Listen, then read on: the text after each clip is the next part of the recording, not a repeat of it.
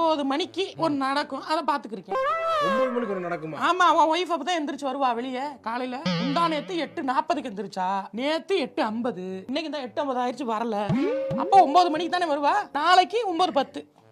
இல்லம்மா, நான் ஒரு மாசம் போனா 12 மணிக்கு எந்திரிப்பா. இல்ல ஆமா, நீ எப்ப எந்திரிக்கிறது, உனக்கு எப்படி சமைச்சு கொடுத்து எப்படி சாப்பிடுறது, என்ன நீ இப்படித்தான் சாப்பிட்டுக்கிறியாடா? ஆமா, அப்ப என்னமா பண்றது? அப்புறம் எப்படி உனக்கு உடம்பே இந்த இழைச்சிட்டியே, ஒண்ணுமே இல்லையே உடம்புல, என்ன இருக்கு? ஒண்ணுமே இல்ல. 9 மணிக்கு ஒரு பொம்பளை பிள்ளை எந்திரிச்சா வீடு விளங்குமா? மூதேவி நடு வீட்டுல வந்து நின்னுக்கிட்டு டண்டரக்கறன்னு ஆடும். அதுதான் நடக்கும். ஒண்ணு இல்ல, நான் பேசிக்கிறேன். 9 மணி என்ன 9 மணி விட்டா நான் இல்லைன்னா அப்ப 10 மணி 11 மணிக்கு போகும் போல. என்னாச்சு? ஏதாவது ஆர்டர் போட்டுருந்தீங்க? நான் வரல. நீ எந்திரிச்சு வரதாமா சொல்லிக்கிறீங்க. உன் டைம் என்ன? இல்லம்மா, அவ குழந்தைய வேற வச்சுக்கிட்டு மெயின்டைன் பண்ண முடியல. அப்புறம் குழந்தை தூங்குறதுக்கு ஏதாவது இருக்கு, நைட்ல கஷ்டப்பட்டு.